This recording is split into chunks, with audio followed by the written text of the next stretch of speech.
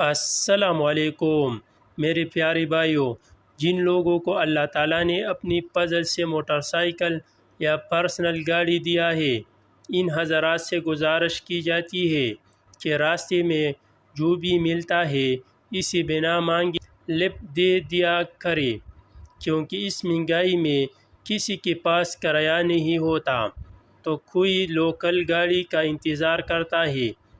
اس گرمی میں روڈ پر کھڑے رہنا بہت تکلیف دیتا ہے۔ یقین مانو دل سے دعائیں دیں گے۔ دوسروں کی مدد کرنا انسانیت کا اعلیٰ درجہ ہے۔